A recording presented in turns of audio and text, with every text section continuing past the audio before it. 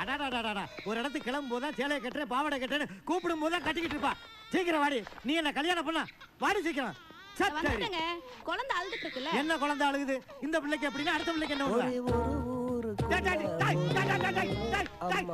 என்ன பண்ணிக்கிட்டு இருக்கா? ஏன்னா நான் வேலைக்கு போற நேரத்துல இப்படி வெறுப்பேத்திட்டு இருக்கேன்.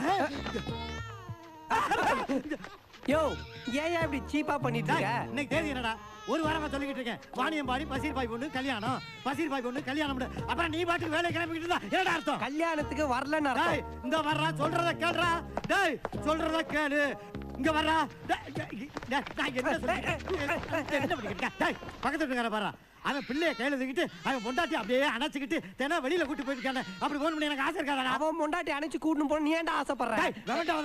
வெவண்டாவதம் பேசாத. பசீர் பாய் வீட்டு கல்யாணத்துக்கு போறதை விட உனக்கு வேலை தான் முக்கியம்னா அப்படி ஒரு வேலை நம்ம குடும்பத்துக்கு தேவை. ஏன்டா கருத்தட ஆபரேஷன் பண்ண பண்ணி மாதிரி குதிச்சிட்டு இருக்கற? ஏன் இப்படி கோவப்படுறீங்க? அவன் வருவாங்க. அவன் வர்ற மாதிரி அடி பேசிக்கிட்டு இருக்க. அவன் வர மாட்டாட்டி. அவன் வர மாட்டாட்டி. என் மானம் போச்சு, மரியாதை போச்சு, கௌரவமே போச்சியா? யோ வீராக்கு என்ன ஆச்சு? ஒண்ணு இல்லையா, இப்ப வீராவுக்கு பிறந்த குழந்தைக்கு அப்பா யாருன்னு தெரியலையா. அதுதான் இந்த குழப்பத்துக்கே காரணம். அதெல்லாம் ஒண்ணு இல்லையா, அவன் பையன் ஏதோ லஞ்சம் வாங்கியிருக்கானா. அந்த விஷயம் தெரிஞ்சு போலீஸ் அவனை அரெஸ்ட் பண்ண வர்றாங்களாம். தெரிஞ்ச மாதிரி பேசாதயா, எல்லாம் கள்ள தொடர்பு தான். இவன் பொண்டாட்டிக்கு மளிகை கடைக்காரனுக்கும் தொடர்பு இருக்குதான். அதனால வந்த குழப்பம் நாயா இது.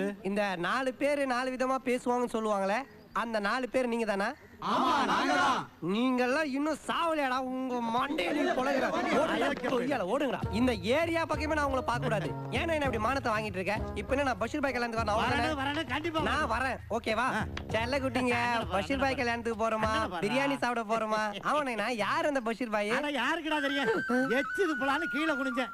வாணியம்பாடி பசீர் பாய் குடும்பம் உங்களே அன்புடன் நடக்கிறது அப்படின்னு இந்த பத்திரிக்கை கிடைச்சு. சரி நம்மளும் சும்மா தானே கிடக்குறான், குடும்பத்தோட போய் பிரியாணி சாப்பிட்டு வந்துடலாம்ல உன்னையும் கூப்பிட்டேன். டேய் லெக் பீஸ் மூக்கா, கூட பிறந்த தங்கச்சி கல்யாணம் மாதிரி குப்பை தொட்டில கடந்த நோட்டீஸ் எல்லாம் போரிட்டு வந்து குடும்பத்துல பிரச்சனை பண்ணிட்டு இருக்கேடா. டேய் உனக்கெல்லாம் ஈவேரக இருக்காடா? ஒரு 50 ரூபா கேட்டுனா பிரியாணிக்கு நான் கொடுத்துருப்பேன். அதெல்லாம் நல்லா இருக்காதுடா. பாய் தாண்டா பிரியாணி நல்லா கிட்டுவாங்க. வேணா சித்தியா காட்டி பாரு. இப்போ நான் உனக்கு கிண்டறது நல்லா இருக்கு பாரு. லேடிஸ் டச் பண்ணாத. இப்படி வாடா, இந்த பக்கம் வா. தள்ளி விட்டு வரலாம் பாரு. போறா முடிச்சு இந்த